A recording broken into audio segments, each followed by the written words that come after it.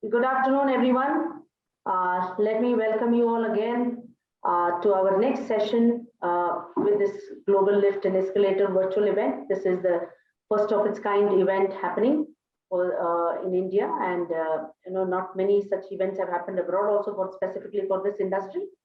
So we are very proud to bring this to you. And with our next presentation is by Mr. Tyagarajan Rajgopalan. He is a very, very renowned architect in India and has worked many places. So he would be presenting on the topic VT equipment and parametric architecture. Let me say a few words about him. He's working with DPA Consultants right now. He's a senior associate director there. He's an architect and academician.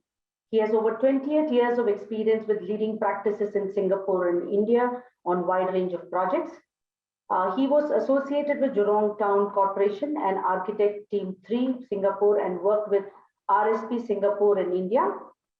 He joined DPA Consultant India in 2016 and since then he's been heading DPA Bangalore. He has delivered more than 20 million square feet of built up space. Among the multiple current projects managed by him are Kukatpalli IT Park for My Home, Durgam Cheru Lake Development Hyderabad, Hospital at Ghana, Kokapet Master Plan of My Home. The completed project includes Siemens Corporate Office, Wells Fargo Bangalore, ITC ADB Corp Office Guntur, Bombay Boulevard, Mumbai and Sheraton Hotel at Prestige Shantiniketan, Bangalore. I hope I have mentioned everything correctly, sir. So over to you for your presentation, sir. Thank you. Thank you, Anita. Thank you for the good introduction. Dear friends, delegates, business leaders, and fellow colleagues, ladies and gentlemen, good afternoon to you all. I feel very honored and happy to be here to represent DP Architects, to represent in the VT Global Business Enclave 2021 Virtual Summit, to present the topic of VT equipment and parametric architecture. Without much ado, I would be driving into the subject. Before that, I would like to thank my dear friend, Mr. Krishna Kumar, who is the principal of PVN Associates and the organizer, for giving me the great opportunity to share our experience on this particular subject. Before I get on to this subject, I wanted to take you through a little short history of the evolution of the current architecture, and then we will get on to the deep subject.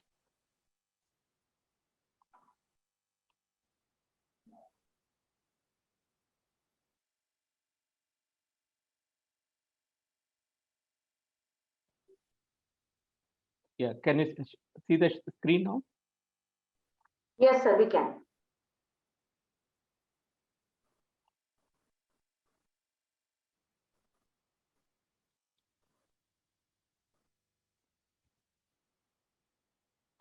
Yeah, so let's begin. Today's topic is going to be mainly on the VT equipment and parametric architecture. The famous architect Louis Sullivan is still considered to be the father of skyscrapers and father of modernism. He made a statement, form follows function. He further elaborated all pervading laws, whether it is organic or inorganic, or physical and metaphysical, all true manifestation of the head, of the heart, of the soul, form ever follows function. He took the inspiration from the book De Architectura written by the famous Roman architect Marcus Vitruvius. In that book, Marcus has stated a structure must exhibit the three qualities: stability, usefulness, and beauty. So in the early 19th centuries, when the buildings were constructed, primarily they were using the load-bearing walls.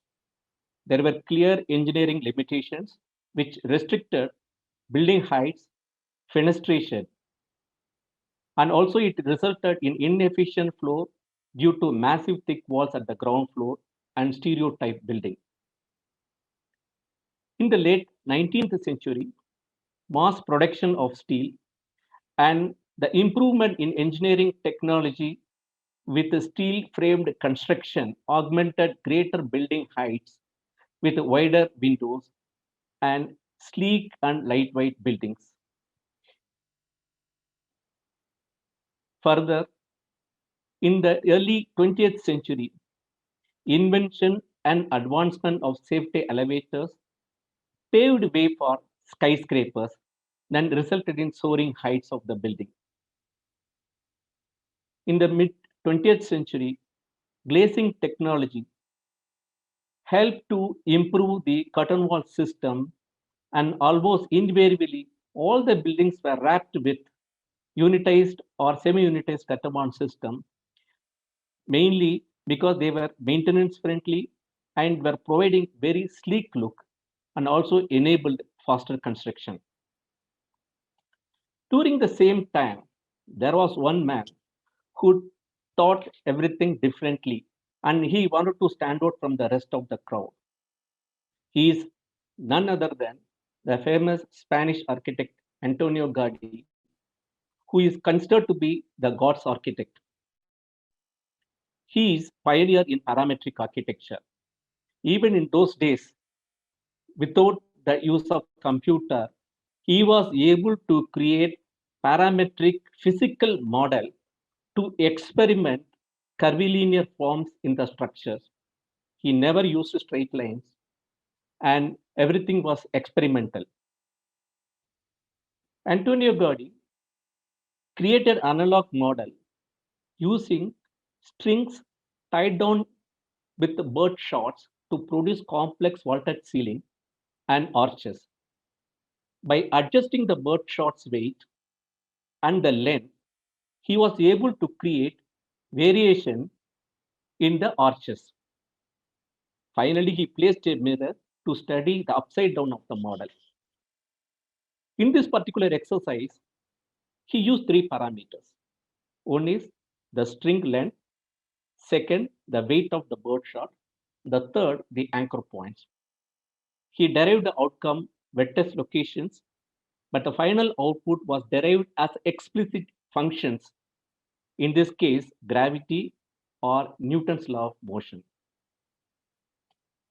So what is parametric architecture or parametric design? If you are not familiar, if you just do a Google search, you'll find out numerous free form or images, something like what you see, something fluid or organic, rhythmic, futuristic, iconic, trendy, poetic, whatever you name it, but most of them are unconventional. This is what everybody thought is a parametric architecture and a parametric design. The parametric design or the approach primarily help to realize a fluid architectural expression, which is structurally stable and practically constructible. It started questioning the rigid forms and repetition and monotony in terms of the building forms, building components, and also non-complex form. Further, it also questioned piling of the building garbages. In general, parametric design is also called computational design. It is a form-finding tool to create complex variegated order. By using certain input parameters with the help of the computer software, you can write algorithms, and in that you can adjust the parameters. You can generate multiple forms. Basically, the output will be auto-generated model, which can be like what you see on the screen.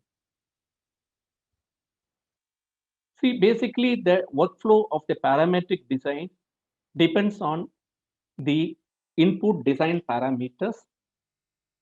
emphasizing on defining the problem by assigning various inputs such as it can be project budget, manufacturing constraints, environmental parameters, even bylaw or the program. But all can be edited and can be altered. And at the click of the button, one should be able to come out with multiple options, which made possible and easy for the architects as well as the end users to understand better to make an informed decision. Let me take you through a small demo video of design of a parametric bench using the software Grasshopper. In this particular software, it is a graphic interface software.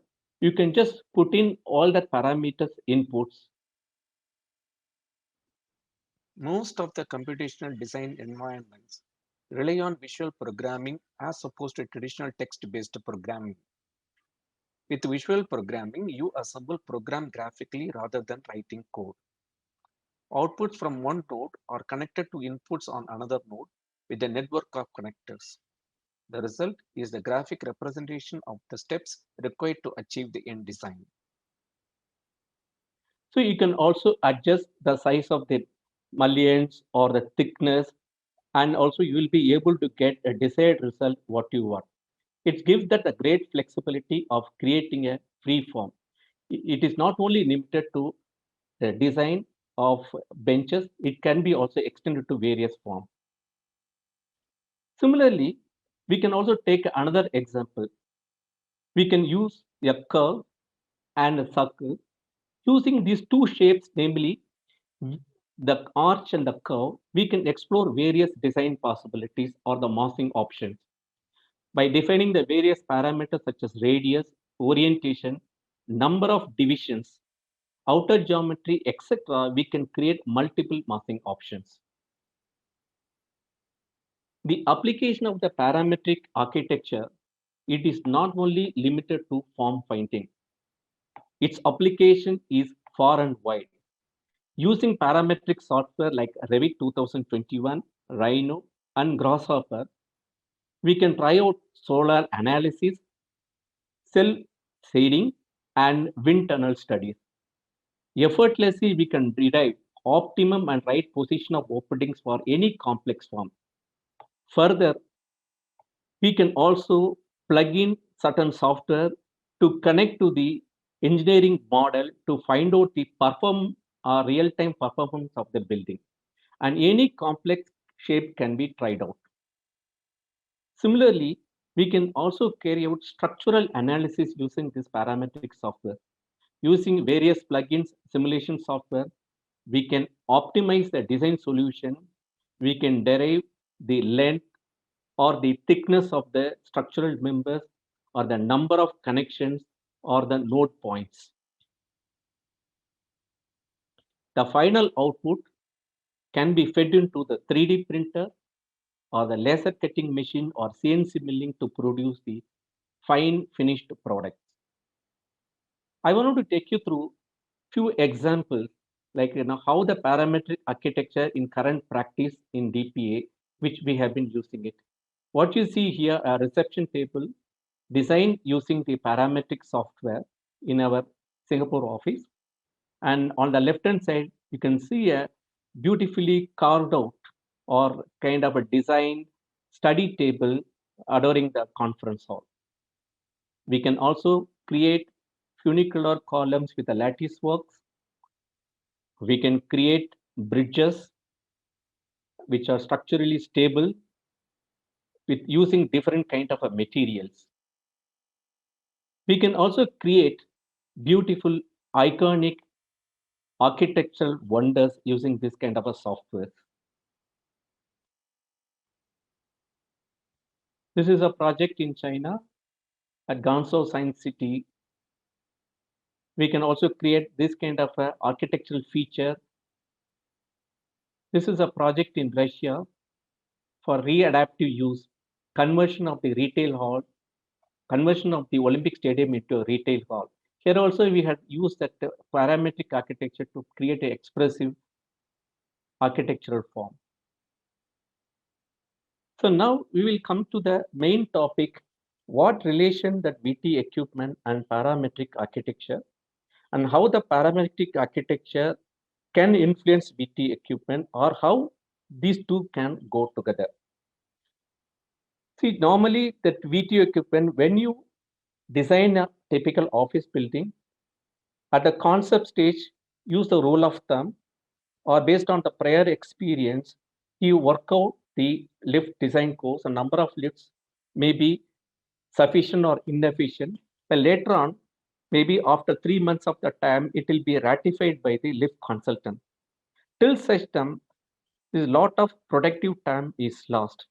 When the final worked out example, if doesn't work well, we may have to redo it starting from the scratch. Especially when it comes to the mixed use development, where it involves multiple users, variable densities, variable building heights, it becomes far more complex unless you bring in the lift consultant at the beginning of the project, which is not practically possible, or it is also not viable. Most of the times we end up in doing counterproductive work.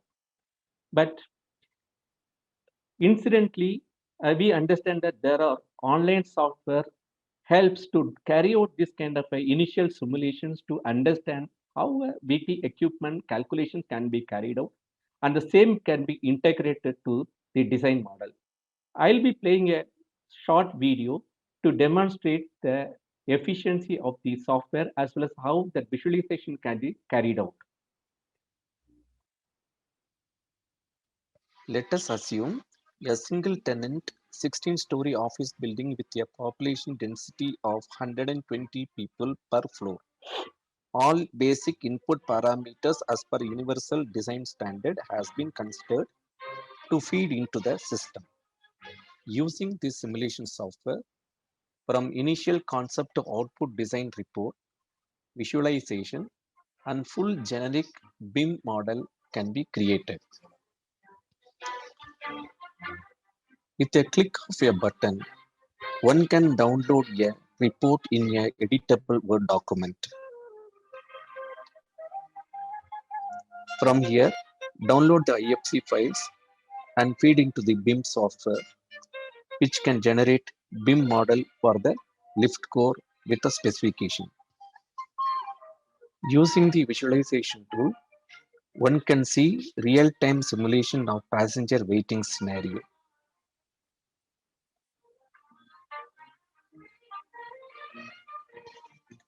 In the case of change in the design brief, we can rerun the same workflow with the revised parameters to reproduce the change in the scenario.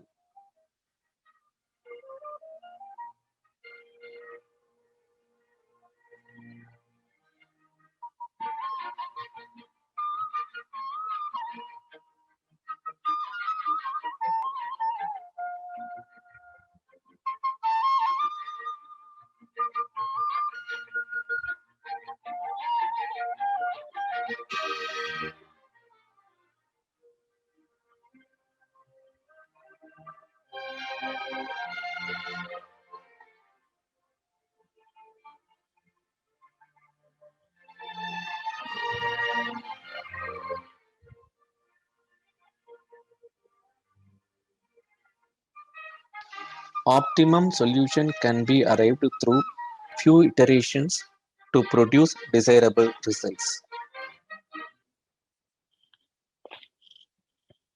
Finally, let us see how parametric architecture is pushing the boundaries in vertical transportation system. I'm also going to play another video to show the current innovation which is taking place in the VT equipments to cope up with the challenges faced by the parametric architecture.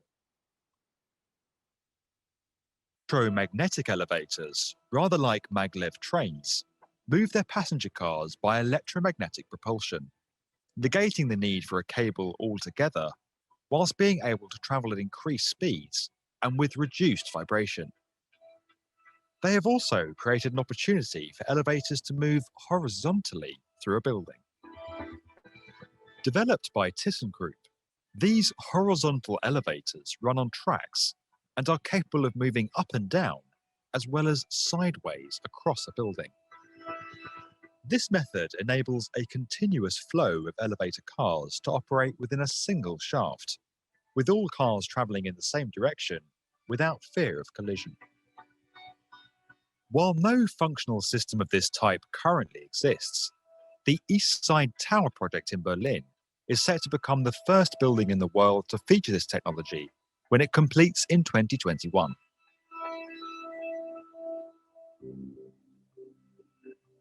Alternatively, externally mounted elevator systems could see elevator shafts disappear completely, creating more space within structures and heralding a new age of architectural design. These skypods, conceived by PLP Architecture, also employ magnetic levitation, but with passenger cars mounted to tracks on a building's exterior. This system would operate in a similar way to a rail network, with tracks curving across a building's facade and branching off to reach destinations where required before returning to the main loop. As cars move around a structure, their occupants would remain upright through the use of a gyroscope. Despite making for a potentially terrifying experience, this concept could liberate engineers and designers from the existing conventions of vertical design and see a new generation of freeform towers appear across our cities. Thank you. We have come to the end of this presentation. Thank you so much, sir. It was really, really enlightening. And I'm sure all the attendees would have really taken back a lot of information from you. If there are any questions, if specifically which comes to us, we will definitely redirect to you. But I think it was a fantastic presentation. Thank you so much. Thank you so much to you all. Thank you, sir.